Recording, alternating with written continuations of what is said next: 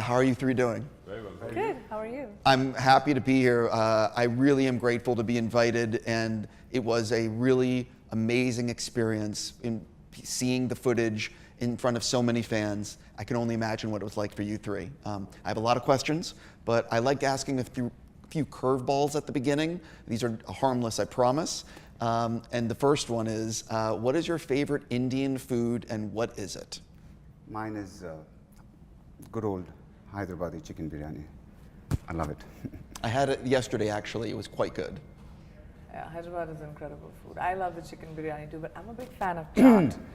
Chaat is street food, Indian street food. So, you know, that's my favorite. Yeah, she can eat everything. Yeah? He's just jealous. Just jealous. Because he can't. Sorry, forgive us. Yes, your favorite food, So, I mean, when you say Indian food, it's a bit like saying so Indian diverse. cinema. Oh. There's no Indian food, you know, it's like the same food across in different parts of India are very, very different. Yeah. So, I come from a seaside town in Kerala, so I've grown up with a lot of seafood. I love rice and fish curry from back home. Yeah. You know, that's my The comfort Kerala food. fish curry is clutch. Is it with the things you've mentioned, do you like to cook, or is it something that you just like to eat? We like to eat. The answer Yeah. for all three of us. Yeah. One of the things, you guys have all done a ton of projects through your career, and I'm really curious, which previous project changed you the most as an actor and as, I'll just say as an actor, or maybe even as a human, you know, making something and the impact it had on you? So just to get back to your question, ton of projects? No, he's done a ton of projects. Something like 100 movies. 100 movies. I've done, this is my 29th film. Yeah, I mean, that is That's a lot of stuff. Yeah, but I've been acting from 25 years. How old were you when you started? 24, so yeah. No, you started as a kid as Yeah, well. I started from the age of 4. So I did He a was lot of 4 years films. old when he started making movies. So the film which changed me is this, you know. Oh, this He one? said This one. before this, Mahesh, don't Before cheat. that, yeah, it's I can't, I mean, there were a lot of films which, every film changes you, to be honest. What? No, I'm trying to think about mine.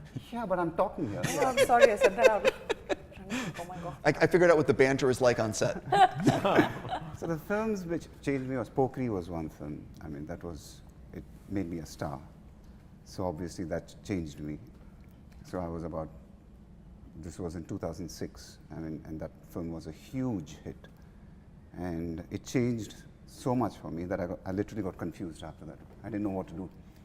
You know, it's because you go to a phase where, you know how it's like the expectations of the audiences are so high that you literally go into a space that you don't know what to do next. So that happened to me.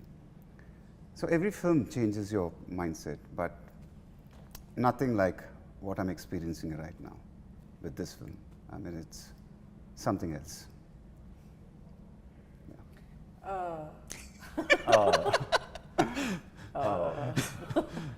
I've had a few, I feel. I took a few pivots in my career, and each one kind of changed me. I mean, I don't come from the movies or the movie business or had any aspiration to be an actor when I was young. My parents were doctors. I come from a really academic family. I loved watching movies, but I never thought in my head that that was an actual profession that a person could do at that time. So I kind of got thrown into it after winning a beauty pageant, and so my film school was a film set. So everything that I've learned from filmmakers that I've worked with, co-actors that I've worked with, and I still consider myself a student. But I've had, like, Fashion was a really early film for me, which changed me. There was another one called Barfi, which was a really difficult character and undertaking to take on, and apparently I did it successfully. And then when I pivoted and went and started working in the West, you know, kind of the culture of filmmaking is completely different, and then trying to navigate that. So I feel very privileged to, you know, be challenged and have and take on challenges, and then coming back to do a Telugu film. Like, I don't speak the language, I don't understand the language, so I had to phonetically memorize and understand each word to be able to banter in the movie. So improvisation is really tough. So I lean a lot on the director. But like I love that as a challenge, and hopefully I'll be able to pull that off well. I'm confident. I try. I'm confident. I mean, as an actor, you realize that every film there is something you learn, unlearn, you discover. Sometimes you learn what not to do. Sometimes you learn what to do. Every film is a lesson. So it's pretty impossible to pick one film that is stand out for you. But since you asked the question, recently maybe there's a film called The Goat Life, Aadu on Netflix, which really pushed me as an actor for multiple reasons. One, for what the role was about. It was about someone who gets stranded in modern day slavery in a desert in Saudi Arabia for 3 years. And I just had to completely transform myself physically and everything. And the shoot got stuck in middle of the pandemic, and the entire crew, myself included, we were in the deserts of Wadi Rum for 3 months, not shooting, just stuck there, and finally had to come back in a repatriation flight back to India. And then a year and a half later, go back to Jordan and then Algeria and then finish the film. So the process plus the character, there were a lot of lessons there for me. It's called The Goat Life. It's streaming on Netflix now. Interestingly, now that you're from the US, one film that I should talk about is something I did back in 2014, I think, where I played an Atlanta Department police officer, and it was shot in Atlanta. And I played this Indian boy who was adopted as a teenager by an American couple who grows up in Atlanta and becomes a police officer there. And I realized back then that was the first time I was trying to root a character in things that I did not know at all, So as an actor, you try and associate moments of your character arc with things you have experienced in your life, people you have seen around you, literature you have read, maybe films you have grown up with. I had none of those crutches for that character. So I had this wonderful experience of actually speaking to policemen in Atlanta, and the policemen, the typical policeman that an Indian actor would imagine is so far different from your American or Atlanta PD sergeant or captain, that it was really interesting for me to be truly swimming, not knowing which way I'm headed. That was very interesting. That also was a film that I think I learned a lot. Jumping into why I get to talk to you guys today here in India, which I still can't believe I'm saying. I hate asking a generic question, but nobody knows anything about the movie beyond this little bit that we've seen in the teaser trailer, or trailer, however it's called. A lot more than I thought we would see, actually. So I'll actually, then I'm going to switch it to, what was it like for the three of you seeing that footage? How much did SSR tell you about what would be in the trailer, and how much were you, when you guys were sitting there in front of 50,000 or however many fans were there, and watching it, like how much were you seeing things for the first time? No, we knew about it, exactly Yeah. what he wanted to show, So we started work on the teaser a year ago, and the 3-minute video footage which you saw took 12 months for the team to do it. And so we knew exactly. Usually he gives a press conference and tells the story of the film. So for this film, he didn't want to do that, and because the scale of the film was so big, so he said he wanted to do a 3-minute video teaser which tells you the exact story of the film. I mean, it blew our minds away when I first heard the presentation of the teaser, what he was going to do.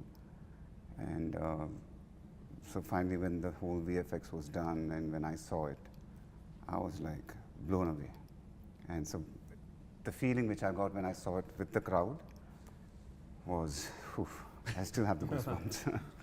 Well, I mean, like that has to be almost like it has to be almost like a musician, like a rock star. It had to feel that way, walking out with that many people going crazy. Or maybe I'm wrong. No, but you're not. But, India loves its movies. And Indian fans are very, very loyal and, are not afraid to show their love wherever in the world you might go. So, and especially with Telugu cinema, and Mahesh can talk about it a little bit more, but, these kind of events are not uncommon. It happens often, but never so early. It usually happens, when the movie's releasing. But to do it so early, a year or something out before it even comes out, was spectacular. But also like that screen that we had, which people like, it's the biggest screen in the world. So to be able to show the trailer or the 3 minutes of each chapter of the movie. So what that trailer shows you is where the movie travels, you know, every part of the travel of the movie. And there's so many Easter eggs, which I know a lot of fans have already started speculating about. Some of them have a lot of it right, which is terrifying. I was like, how did they figure that out? But they're like zooming in and, you know, but that was really incredible when I, like Mahesh said, we knew what he wanted to make, but to be able to see it with the euphoria and the energy of that many fans that had been waiting for such a long time to get a little glimpse, and then to be able to see the scale of all of our characters and the journey of our of the movie from like 2000 BC to 2027 was just, it's amazing. So it was really, really cool. I'm just going to switch question if you don't mind. I'm so excited. I love IMAX. It's my favorite format, and you guys are filming this in IMAX. I'm not sure, is IMAX a huge thing in India? Do a lot of fans go to IMAX? What does it mean to you guys to be making this in IMAX? I mean, it is catching up now, for sure. It is, I mean, the experience of watching it on a big screen is something else. And so if the right film comes for IMAX, I mean, the experience is going to be unbelievable. And by the time our film comes in 2027, there are going to be more screens, and it's going to be big. Yes, I truly can't wait. I'm going to switch and ask you an individual question if you don't mind. What do you want to tease about the wheelchair and your character? And how comfortable was it, Prithvi? How I much fun could was fall it? asleep in it, yeah. I mean, just because you said that, there was this one day of shoot when he was in this wheelchair, he couldn't move, the poor guy. And he had a very long monologue happening. And there were these flies sitting on his face. No. And literally, the poor guy, he was like, he couldn't do anything about it. And he was actually praying to the flies. He said, for this one shot, please don't come near me. Because he's incapacitated, so he can't Yeah. he can't move his limbs. Because to make sure that, you know, And I think they heard his prayers. They didn't come near him for that shot. He just prayed and bingo, the flies were gone. Yeah, to make sure that, you know, I don't involuntarily move my hands or legs. My hands and legs are kept tied, I mean not tied, like sort of locked in place by a mechanism where I can truly then be sure that, okay, whatever I do, I'm not going to be moving my hands or legs. Which then also means that in case a fly comes and sits If on you my want to nose, itch your nose, you need somebody else to do it. Yes, yes. So yeah, it is. But you know, Sorry, sir, I have to interrupt. The first day I was like, I got my dialogue wrong, and I was like, so I put my hand literally on him. I said, sorry. yeah. So this guy's not, he's like, that's not my leg.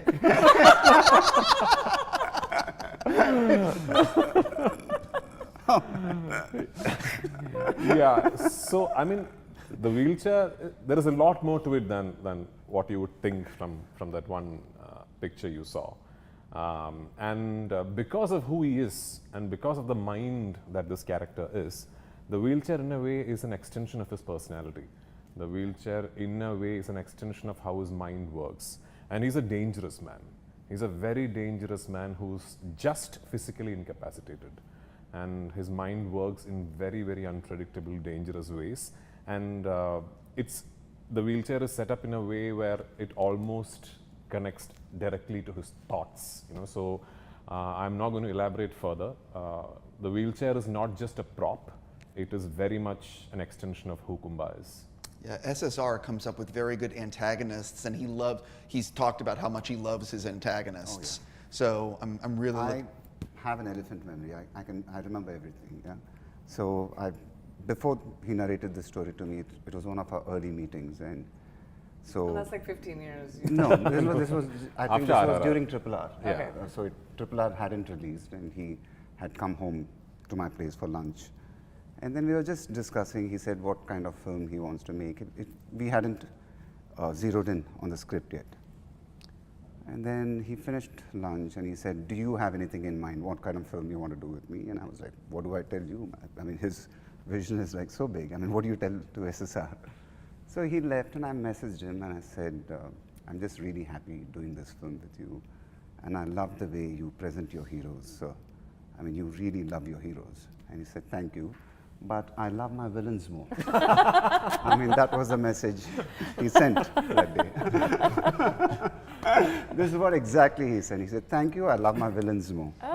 So I didn't know how to react. I just put a smiley symbol. I said, "Okay."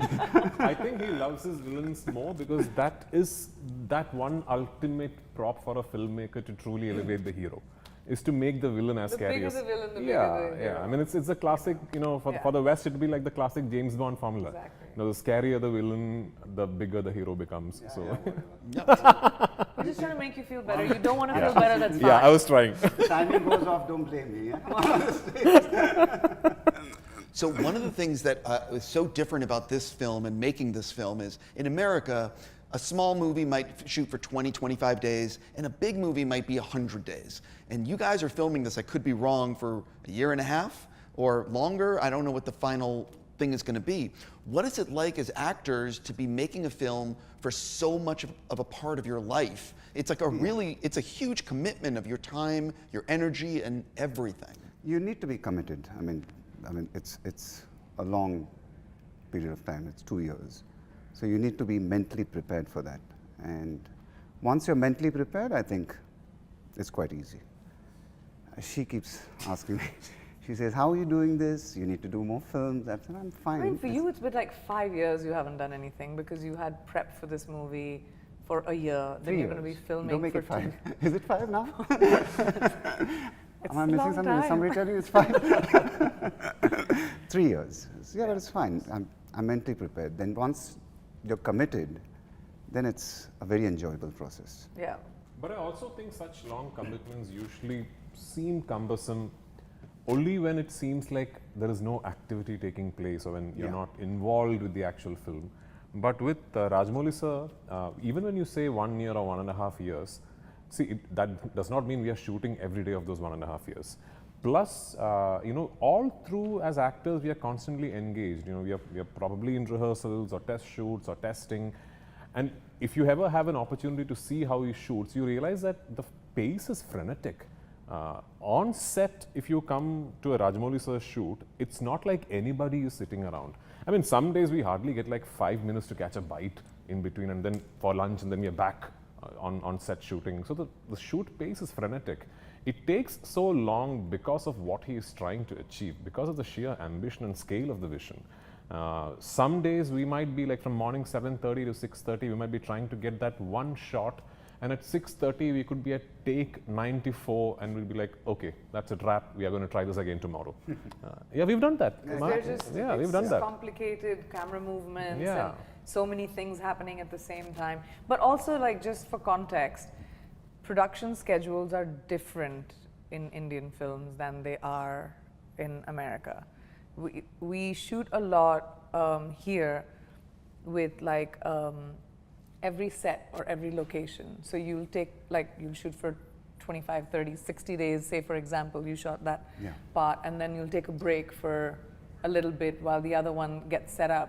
So the commitment for actors is usually a long time, and this film is like times X of that, just because of the vision of it. I'm curious for thus far, what has been the most difficult shot or sequence of the film, and what can you tease about it? For each one of us, or Yeah. generally in the movie? No, actually, no, I want to take that back. I want to change to a different question. One of the things I love about SSR's movies is the way he used slow motion just so fucking brilliantly. I held back the curse. And he told me how all those slow motion shots are figured out way in advance. So I would imagine all three of you are going to have moments of slow motion.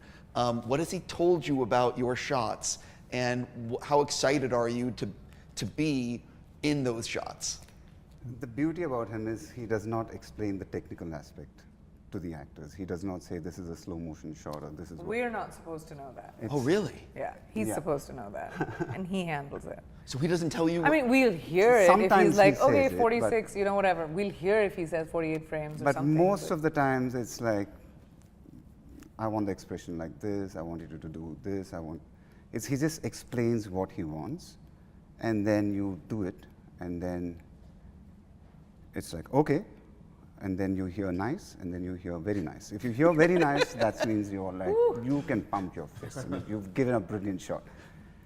So it's usually like that. And I mean, that's how it should be also, because it's not our job to know how. Yeah, our jobs are to know our characters and not more Sure. than that. And Yeah. he really protects his actors and our minds and our sensibility when we're working. I mean, I love good slow motion, of course, And but the one common quality all of us have is, I don't know, I don't check the monitor, neither does she.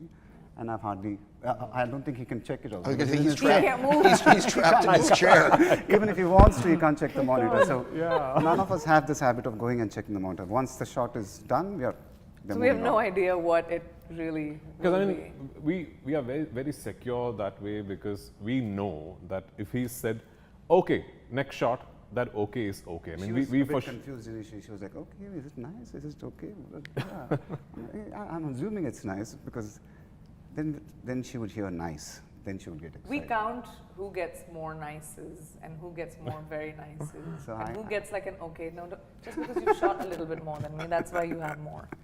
Not because you did a better job. Yeah, but one thing I've noticed with Rajamouli sir is for all the grand visuals and the sheer scale and imagination that his films carry, I've realized that as far as possible he sticks to the most simple basics for his filmmaking.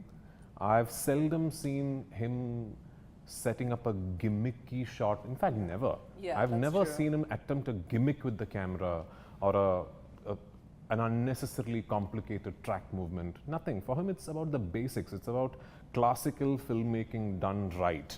Now, when I say classical filmmaking done right, it might seem easy, but that's the tougher thing to do. You know, there's no escape mechanism there. When you're sticking to that language of making a film, you really can't have an escape mechanism for a shot that you're not able to capture or a moment that you're not able to get. You will have to just keep at it till you get it, and that he does. That he does. If he will go on till he gets what he wants. It's Kubrick-esque. Yeah. It is. I think I'm out of time. I'm making sure. Yeah, I'm out of time. I'm just going to say it's great to see all of you in India. I really can't wait for sometime in 2027 to see the film. Thank you. Thank Great Thank you talking for to your time.